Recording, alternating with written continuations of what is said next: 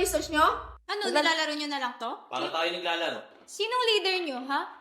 Na-manage ba talaga ng maayos yung grupo nyo, ha? Group 1, ano bang ginawa nyo ng mga nakarang araw, ha? Mid ah. Tingin na. Pre, wait lang pre, may research pa tayo ah. May ano yun, no? May ano yun, si Boss Adrian na bahala doon. Hindi, bahala, di ba? Gay, bahala talaga. Patay na to, pre. Miski ata title ng research nyo, hindi nyo alam eh. Yun eh. Group 1 research nyo ba talaga to? Ha? This is plagiarism! What is plagiarism?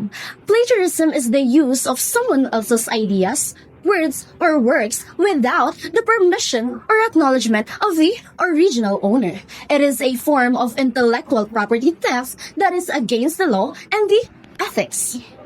Why is plagiarism bad? Besides, it's not fair. Plagiarism is not fair to the original owner of the works, who doesn't get the proper credit or compensation of their work. Plagiarism damages credibility. It damages a person's credibility if it is discovered. Also, plagiarism is bad. Bakit nga ba?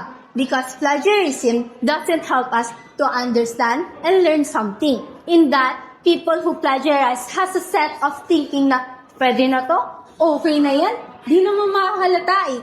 Copy-paste ko na lang. In that, people who plagiarize, hindi na nila iniintindi or inuunawa yung concept or ideas na gusto nilang bigyan. Wait lang ah! Alam niyo ba, merong laws about plagiarism in the Philippines? Intellectual Property Code of the Philippines, Republic Act number 8293. This law sets the rights and protection for owners of intellectual property, including literary, musical, and artistic works. Anti-plagiarism policy. Ano nga ba ito? Many universities and institutions in the Philippines have policy against plagiarism, which impose penalties and fines on those who violate them. How do you avoid plagiarism? First, do your own work. Don't copy someone else's work. Instead, do your own work. Ask for permission. Ask for permission from the original owner if you want to use their work. Use citation. Use citation to show where you got your ideas and work from.